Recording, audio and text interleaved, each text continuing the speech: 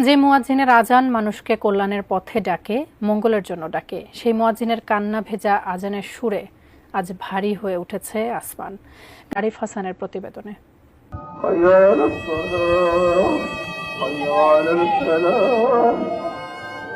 হাইয়া আলাস সালাহ, হাইয়া আলাল ফালাহ বলে ডাকছেন গাজার এক মসজিদের মুয়াজ্জিন, যার অর্থ কল্যাণের জন্য এসো, মঙ্গলের জন্য এসো। কিন্তু মানবজাতির জন্য কল্যাণ ও মঙ্গল কামনাকারী মুয়াজ্জিনের সেই আজানের সুর ছিল কান্না ভেজা। মুয়াজ্জিন আজান দিতে দিতে কাঁদছিলেন। তার কণ্ঠে যেন লুকিয়েছিল সমগ্র ফিলিস্তিনের বেদনা, গাজার অসহায় মানুষের আর্তনাদ। যে আজানের সুর ক্ষতবিক্ষত করেছে কোটি কোটি মুসলমানের হৃদয়।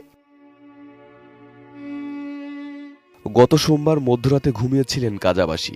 সেই সময় যুদ্ধবিরতি ভেঙে ঠিক সেহরির আগ মুহূর্তে ঘুমন্ত গাজাবাসীর উপর আবার অতর্কিত হামলা চালায় ইসরায়েলি বিমান বাহিনী। বোমার আঘাতে নিহত হন 404 জন ফিলিস্তিনি, যাদের বেশিরভাগই নারী ও শিশু। চারদিকে ধ্বংসস্তূপ, ধোঁয়া আর আর্তনাদ। গাজায় নেমে আসে বিভীষিকাময় এক রাত। পরেই সামাজিক মাধ্যমে ছড়িয়ে পড়ে এই আজান। যদিও এই আজানটি গত বছরে গাজায় ইসরায়েলি নৃশংসতার পর কোনো একটি মসজিদ থেকে ভেসে এসেছিল। গাজায় নতুন করে এমন হামলার পর ভিডিওটি আবারও সামাজিক মাধ্যমে ব্যাপকভাবে ছড়িয়ে পড়ে।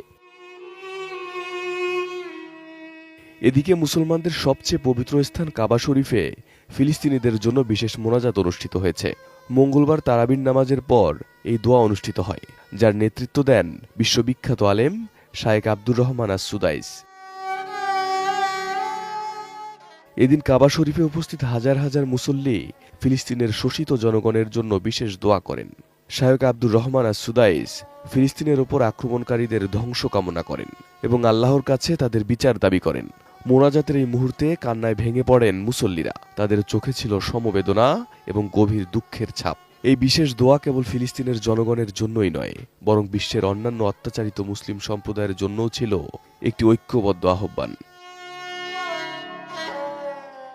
Arif Hasan, ATN news.